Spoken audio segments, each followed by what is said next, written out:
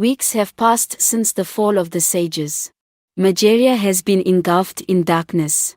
Hinter alone has become ruler of Mageria, all 6 countrysides and tribes.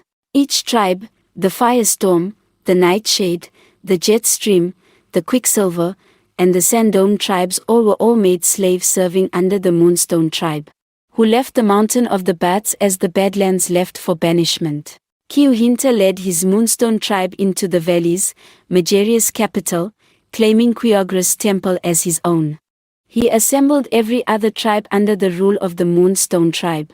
The Moonstone stripped every other tribe of their past identity and united them all as one slave nation. To build a new kingdom, stretching out from the center of the valleys where Hinter's new temple has been laid claim. In a few short weeks' time, with great numbers, the new city began to flourish. The troops amongst all the tribes of old Mageria divided. Majority of them assimilated into serving under Hinter's rule, while the remaining few fled into the mountain badlands, banished from New Mageria. Hinter decreeing bounty on their lives, knowing they couldn't possibly survive on their own. The few dozen troops left of the Firestorm army vanished. The resistance in the Badlands believing they have been killed by Hinter's men, while the Moonstone believing they lived among the resistance in the Badlands, or rumored dead. Soon New Mageria began to thrive, with all the Moonstone Magerians owning their own land and slaves. The Order of Mageria became a class-rank hierarchy. Any Magerian being the descendants of the Jetstream, Firestorm, Nightshade, Quicksilver, or Sandome tribes of old Mageria together became the slave race. While their old protectors, the armies of old Mageria that refused to follow their resistant brethren, became Hinter's law enforcers above the slaves. The Moonstone tribe lived wealthy above the law enforcers and the Moonstone army lived the best as kings. Mageria's kingdom became more sophisticated than ever before seen on the land and the empire continued to grow. The skies of Mageria remained dark and grey. The beauty of Mageria ripped from it, as darkness continued to fill the land. New animal creatures began to emerge out of this darkness, believed to be demon creatures. Although life in the land all over slowly but continually dying, with most animals natives of old Mageria extinct. Hinter, head of the throne, continued to drive the slaves to build his empire spreading into the wetlands, the canyons, and the plains. The Moonstone tribe feared that one day the resistance would gather together and overthrow New Mageria. Hinter prepared for the day they would ever try. But as time went on, New Mageria continued to grow, and the threat became outmatched by the might of the kingdom. And the Moonstone no longer feared the few dozen outlawed Magerian troops of the resistance, eventually believed to be dead. Long live the king! The plains, the canyons, the jungles, the wetlands, and Mageria's former capital country, the valleys, all became a place of desolation. The sky did not yield its light, and the lands were shrouded in the dark of night. Each of the Magerian tribes were taken captive and placed in chains by Hinter. While rebels who managed to escape, fled their countries and into the Moonstone Mountains, enslaving all the other tribes of the fallen sages, to serve under the Moonstone tribe. The Firestorm, the Quicksilver, the Jetstream, and the Sandome slaved tirelessly building Hinter's kingdom into a great nation. Hinter took siege of each tribe's militaries and its commanders. Turk of the Sandome, Glacier of the Jetstream, and Kindle of the Firestorm. Hinter organized the armies to work together under the chain of command of his Komura toy shadow clone, to keep the Magerian slaves in obedience and subjected to the Moonstone tribe. Also promised Turk, Glacier, and Kindle anything they desired, if only they become co-commanders as second-in-command under his Komura clone. Turk and Glacier eventually submitted to Hinter's offer, but Kindle continuously refused, and was thrown into Hinter's dungeon as prisoner. Hinter made his Magerian slaves build commanders Turk and Glacier temples of their own, making good on his promise. He spoiled Turk and Glacier with Magerian servants, providing them a life of luxury. Kindle, however, was tortured near death in Hinter's dungeon, that he may submit to Hinter, but to no avail. Over time Q-Hinter's kingdom became prosperous, and the Majarian slaves soon forgot the life behind them, of their former glory sage kings, and homelands. Fully submitting under Q-Hinter's rulership, the armies destroyed everything of the other countries and hunted the other animal natives to extinction. 4 years this went on, until the history was completely wiped out. The Majarians were not allowed to leave, to explore the other lands, until Q-Hinter's militaries were through pillaging the now-made wastelands of the other countries, in search of resources or anything useful.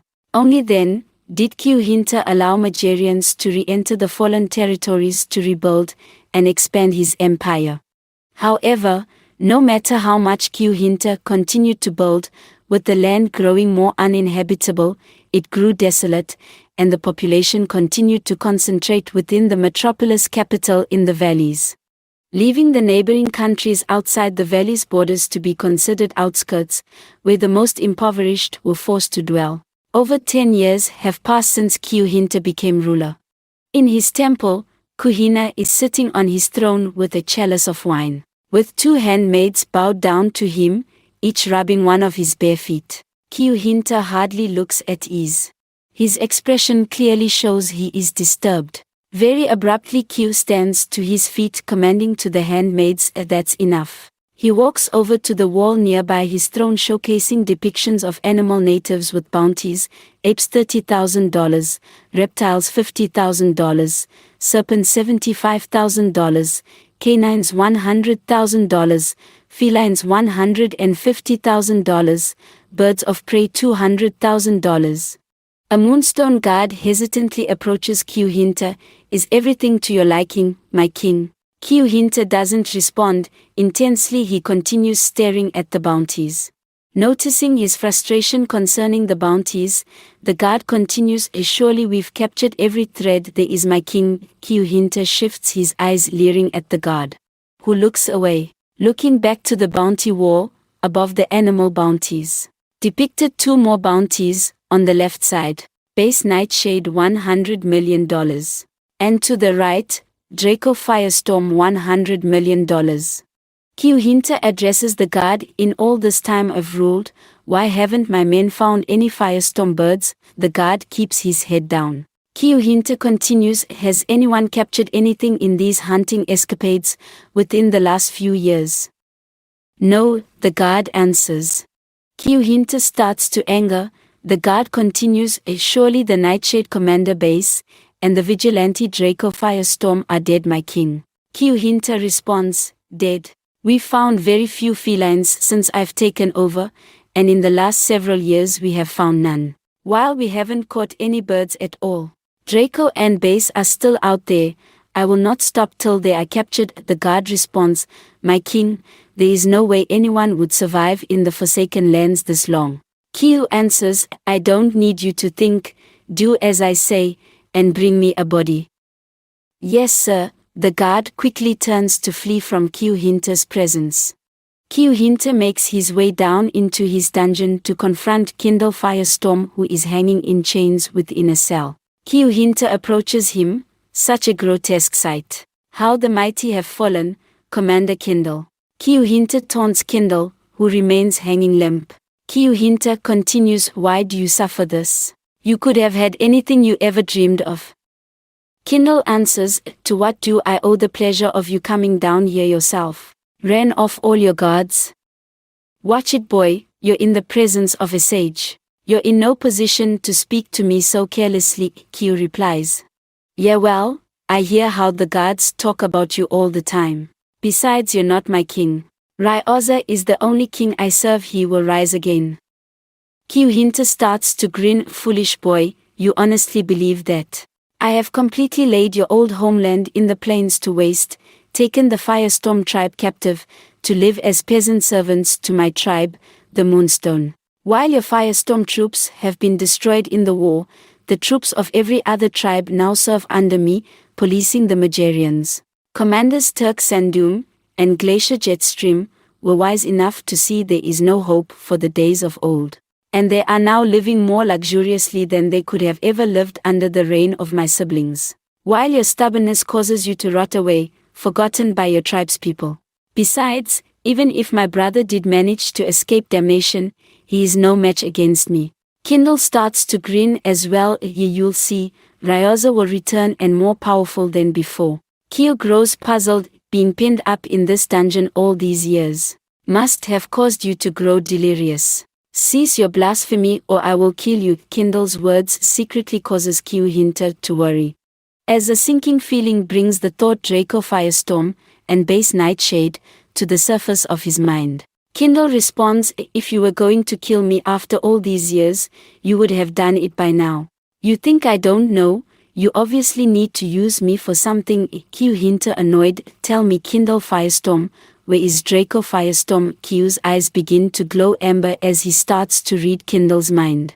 Draco Firestorm. Kindle starts to chuckle, that must mean a body still hasn't turned up. Kyo Hinter tries questioning again, what are you planning? Reading Kindle's mind answers, I'm going to break out of here somehow and seek revenge. Kyo questions again, what do you know about base Nightshade? Reading Kindle's mind answers, is that the commander of the Nightshade? What's he asking me about him for? Kindle speaks, I don't know anything about a base Nightshade. Reading Kindle's mind reads, the Nightshade specialized in stealth.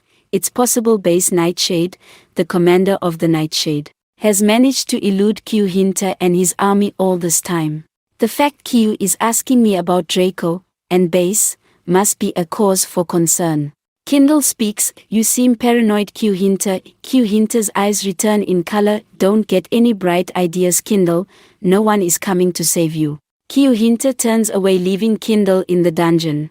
Kindle thinking to himself, he may be right, even if Draco and base are still alive they couldn't defeat Kyo Hinter, let alone his entire army. No, I can't think like that now, I can surrender. I have to trust one still have a chance. I just hope those two are still alive. And if they're together, that they have a plan to bring an end to Kyo Hinter. In a large courtyard near Kyo Hinter's temple, Moonstone troops gather around a sparring arena. The dark spirit possessing the body of Saber Quicksilver is overseeing two fighters engaging in combat. Again, Chase commands the fighters to keep going. I don't think he'll ever be able to control this power, Uncle Chase. Chase responds, you have plenty of time to get better, kid. This is why we train. As the firstborn and only son, Kyo Hinter needs a powerful heir. You have so much raw power you just need to learn to control it. Kyo Hinter approaches a balcony ledge overseeing the courtyard and sparring arena. Chase commands, again CK. CK's opponent gets into a defensive stance. CK reaches out his dominant hand and a red-colored aura bursts out from him. Appearing out from thin air, a scythe unveils itself, tearing out from a portal.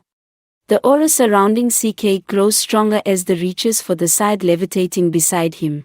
On contact, CK starts to scream in agony and the flesh on his hand starts to rip and tear from his hand and attach itself to the scythe. Screaming louder, the flesh on CK's hand left revealing its bones. And the tearing and ripping started to move up his wrist and forearm. Unable to take it anymore, CK let go of the scythe and his aura faded along with the scythe.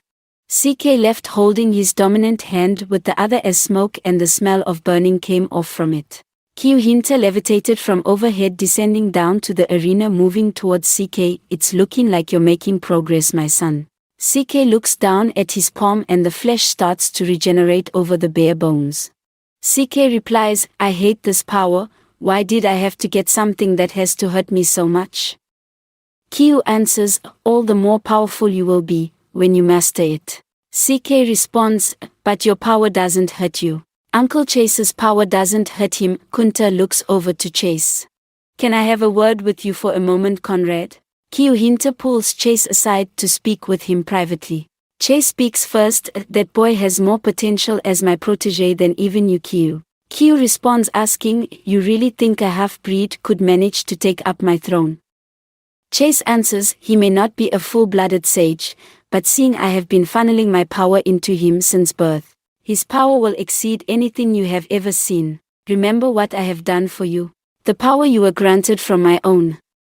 Kyo doesn't respond. Chase continues, What is it you want to discuss? Q Hinter looks at Chase intensely, and answers, throughout my entire rulership we found hundreds of apes of the sand dome, reptiles of the jet stream and canines of the quicksilver. But not one troop has captured any birds of prey of the firestorm. Chase cuts in, well, Magarians cannot fly. Q, no Chase, it's more than that, there hasn't even been a bird sighting. Let me guess, you're worried again. I know Draco Firestorm is alive and so is this base Quicksilver, so what if they stand no chance against our power and military. They are just two lonely powerless Magarians. It must be why they've hidden from us for so long with no sign of opposition. I just have an uneasy feeling that I've missed something. Q Hinter's statement starts to make Chase feel guilty. Chase brings Q Hinter to come a look. You have a vast empire, servants, concubines, a military, the finest of wine, and all the riches in the land. You should enjoy your kingdom. Don't concern yourself with a couple of starving vagabonds. They pose no threat to you or me. Q finds some reassurance in Chase's confidence. Are you hiding anything from me, Conrad? I feel this all may be too good to be true. I can't help but to feel like Eve missed something. Chase becomes slightly annoyed. Look, if it makes you feel better, how about sending out a few fleets of bats to survey the Forsaken Lands again? At that moment a Moonstone guard approaches Q and Chase's private discussion, cutting through the tension. Forgive me, my king, I have an important message. Chase replies, don't worry, we were just finished. What is it? The guard answers, my king, we have secured and captured a live animal native. Chase looks over to Q Hinter grinning, see Q, nothing to worry about. Q asking the guard, which platoon was it? The guard answers, it was a team of Commander Glacier's men. Sire, a feeling of relief came over Q Hinter. Which animal was it? The guard bowed his head and answered, my king, you have to see for yourself to believe it. I do not want you to think I am making a mockery. Q Hinter looks puzzled, and starts to anger, tell me what was found. Sir, the platoon has reported they've captured a saber-toothed tiger. Q Hinter repeating in shock, a saber-toothed tiger. At Commander Glacier's army base she is found in the tavern among her squad of troops, drunken with wine, drinking merrily, celebrating with her troops. Just wait till the king sees this, we are going to be rolling in dough. Glacier holds up her mug, partying as her rowdy troops all drunkenly hold up their mugs in solidarity.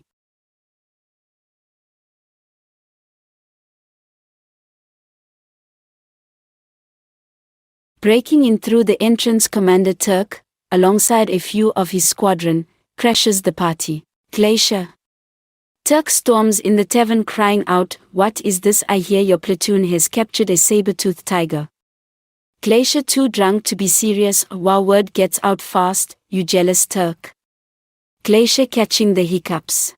Turk responds, let me see. Glacier starts to laugh, nope, you're just going to have to wait like everyone else. Turk asks, you're entering it into the ARA? Glacier answers, damn right. We're going to ride this money train till the wheels fall off. Maybe make some upgrades to our base while we're at it. Starting with locks, so you can't keep barging in here. Turk responds, your beast won't stand a chance against Onyx. To this day we collect royalties on him, he is undefeated. Turk says, walking away to leave. I don't know, Turk, there may be a new sheriff in town. But what kind of rival would you be if you made it easy for me? We are coming for you, Turk. Turk hears before leaving the doors to close behind him. Q Hinter's army is structured under a chain of command. Turk, Sandum and Glacier Jetstream are each co-commanders-in-chief and command their own squadrons, each 500,000 strong. Rivaling each other in bounty hunting in the Forsaken Lands, Turk and Glacier sit right above their platoons, who sit at the bottom.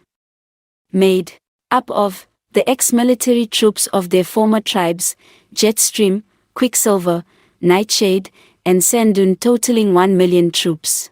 Any troops who refused to serve under Q Hinter were executed. Turk and Glacier's platoons were also responsible for policing the Magarian slaves, enforcing Q Hinter's laws that keep them in subjection to his authority.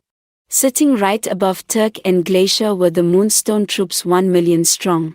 led by Q Hinter's military leader and puppet, the Kimura clone. Each army sector has its own base surrounding Q Hinter's temple.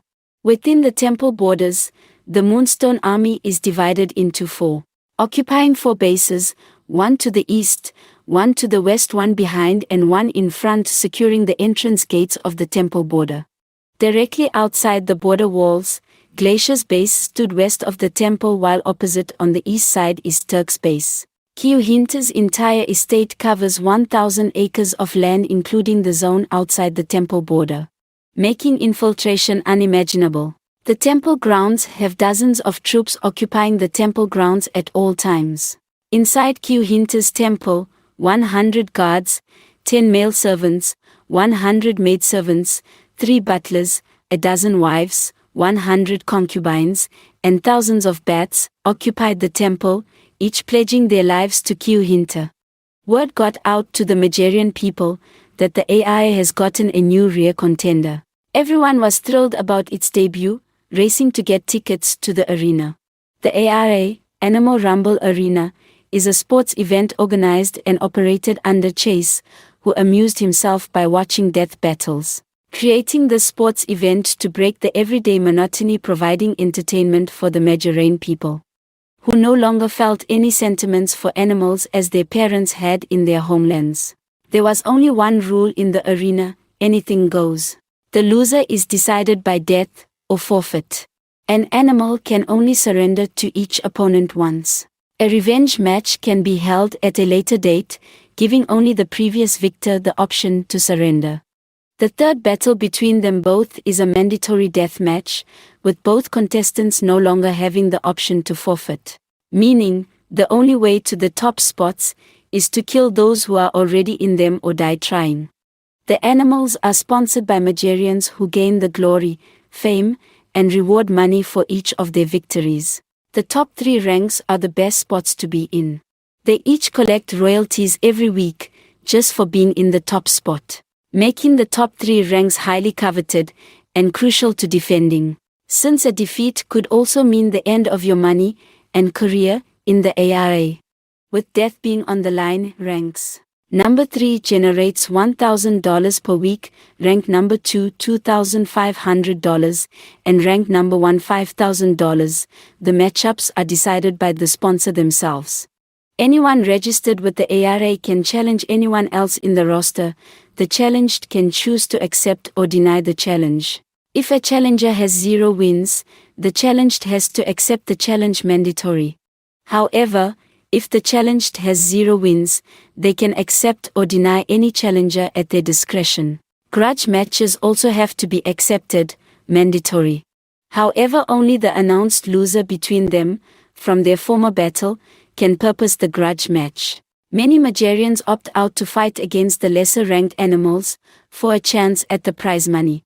The announced winners of each match earns $500 in prize money. Unless the opponent has 0 wins, defeating an opponent with 0 wins means 0 prize money, making the animal with only 1 win a walking target. After surrendering to an opponent, many decide not face them for revenge in order to battle against others for better odds at keeping their animals and careers alive, leaving most sponsors intimidated by the top 3 ranks. Most Majarian contestants are the poor slaves that breed and raise their own animal contestants to earn more money. But occasionally, military troops find animals during their hunting exhibitions in the Forsaken Lands, animals that have grown more feral and more brute strength, out in the wild, and find them worthy enough to enter into the ARA. Although Q Hinter has placed a bounty on animals in the Forsaken Lands, he has no desire in them. He only wants them detained and brought into his kingdom. The bounty is only to motivate the troops. Upon collecting the bounty, they can decide to do whatever they wish with the captured animal, so long it remains inside the kingdom. Many animals get sold, some kept as pets, some eaten, some breed. But like the rare find of the saber-toothed tiger, troops decide to enter some animals into the ARA that have a visible advantage over the domestic contestants. Many Majarians also place bets and gamble on the animals as a way to make some cash. The stakes of the ARA events are always high. Turk Sandoun, and his squadron, currently hold the top number 1 rank. With their undefeated gorilla, Onyx, they found during a hunt. Onyx has been on a winning streak since he was entered into the AI last year. Now no one dares to challenge him. But Turk is concerned, for tonight a new challenger enters the ring.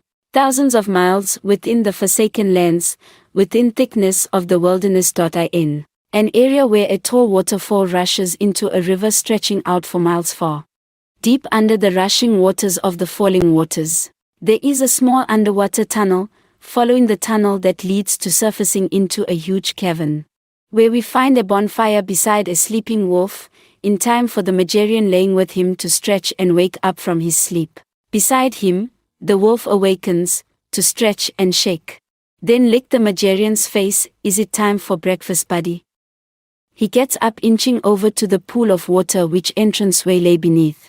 Diving into the water, after 20 seconds he resurfaces with a fish in between his fangs. He then puts a stake through it and holds it over the bonfire to cook. The wolf begins to whimper as he walks over to him to lick his cheek again. At that moment he could tell something else was bothering his canine friend. I've been thinking about it too, buddy. Going to the Moonstone Kingdom. Joining Q Hinter, talking to the wolf. All this time I haven't been able to find my brother. I haven't picked up his scent since I lost it that time a few years back. I was sure we'd find it again, but now I'm ready to give up. I figured he is still on the run too, covering his tracks from other Quicksilver with Q Hinter, who could sniff us out for him. But what if he went to Moonstone Kingdom? Or was captured or dead? I wish we'd never gotten separated. First I lost Saber, and now Bones. I don't know what to do without my brothers. Just then the smell of cooked fish starts to fill the air and he feeds his canine friend breakfast. Tomorrow, we'll go out again tomorrow and look for my brother Bones, Kono tells the wolf, making him wags its tail. Hours later, back at Q Hinter's temple, CK catches his father, Q Hinter, going into his den of bats and follows in behind him. Hey Dad. Q Hinter stops to look back towards his son, who is standing in the entranceway of the den. He answers, come. CK follows him inside, walking deeper into the den. More and more bats are passed, hanging upside down from the ceiling. Hey Dad, why do we have all these bats? CK asking, getting creeped out.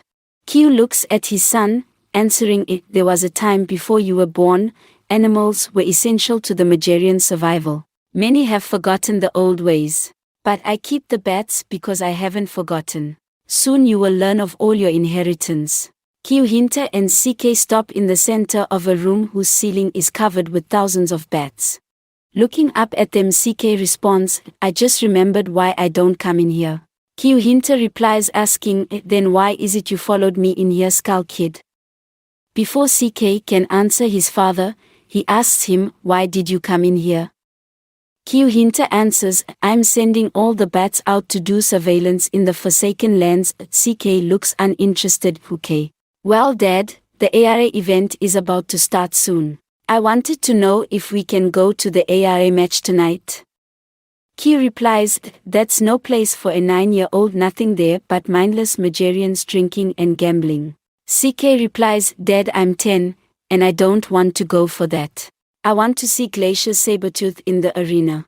Q replies, so she entered it into the ARA, did she? Fine, I am also curious about this rare catch. I will also be sending bats to keep an eye on the area. They've reported to have found the saber-toothed tiger in particular, in the Ape Canyons. Animal Rumble Arena. A stadium surrounds an arena with rowdy Magarians cheering, filling every seat available. In the center of the arena, a beautiful Magarian model stands, on the arm of the host and announcer of the ARA. Ladies and gentlemen, the event you have all been waiting for. We have a very special rumble tonight. But first we have a grudge match, defending his title, none other than number 1 reigning champion, the powerhouse, Onyx. And his opponent, you watched him forfeit against Onyx. But after that humiliating defeat, you've watched his winning streak, 22 wins straight. Now he's back with his eyes on the throne. Give it up for the king of the swamp, the Croc, Chomp. We ask Chomp sponsors, why not battle the number 3 rank, or the number 2 ranked champions, and they answered, instead of risking Chomp's life against the greatest opponents 3 times. Instead, I'll go all or nothing once, against number 1. Interesting strategy, let's see if it pays off. Place your bets now, ladies and gentlemen.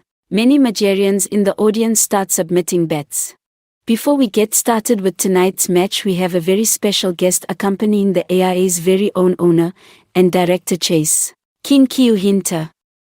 The volume of the crowd starts to quiet. Someone in the audience is heard, "No way, the king's here." Kiu Hinter watches from a VIP balcony area section among the crowd. He walks over to the ledge railing, revealing himself to the audience. The audience starts slow clapping into a cheer. The announcer picks up the energy again. "Give it up for our King Kiu Hinter." Smiling from behind Kiu Hinter, Chase lets out a low chuckle. Kiu Hinter says to Chase without looking away from the audience, "I see I am not crowd favorite." Chase closes his eyes to answer, "As long as they fear you, you don't need them to love you." The announcer continues on, alongside King Kiu Hinter, the heir to the throne, young Prince Skull Kid. The crowd starts to cheer louder. CK jumps up, waving to the audience, basking in the admiration. Chase lets out another low chuckle. Kiu looks down to his son, who looks to be in bliss. "Enjoy it, kid." Chase muttering loud enough so only Kiu Hinter can hear, "It's because they still think he is one of their own." He gives them hope the two can become royalty. Hey. The announcer and model walks out of the arena, and a huge cage comes up from underground, covering the arena, rolling in from opposite sides. In cages, Onyx is beating his chest and anxious to get out the cage. Chomp looks calm by comparison. The animals are released into the arena and lock in. Onyx appears to be showboating to the audience, beating on his chest as the crowd cheers. Chomp wastes no time crawling over behind him to strike swiftly. Onyx sidesteps out the way and counters with a grapple and throwing Chomp against the cage wall. Chomp recovers quickly, keeping his back against the cage wall with jaws open in defense. Onyx paces in front of him looking for an opening, but Chomp is tracking each of Onyx's movements. Turk and a few of his squadron watch from the side, cheering Onyx on. On the other end of the cage, a poor man and his teenage son cheer on Chomp. Onyx backs away from cornered Chomp, unable to find an opening, and jumps onto the cage, climbing over to Chomp overhead. Onyx dives down and slams onto Chomp's back. The audience start to cheer. Chomp tries to flee away from Onyx, who's on top of him, and Onyx grabs him by the tail and throws Chomp against the cell gate. The crowd goes crazy and Turk beats his chest, then jumps back to climb on the cage walls. The arena platform rolls back, revealing a pool of water. Chomp inches over to dive in. Onyx quickly jumps along the cell walls to quickly get to Chomp and tries slamming on him again. Chomp rolls over quickly and counters, barely catching Onyx in his jaws. The poor men sponsoring Chomp start to cheer. Yes. Once Chomp has the opponent in his jaws,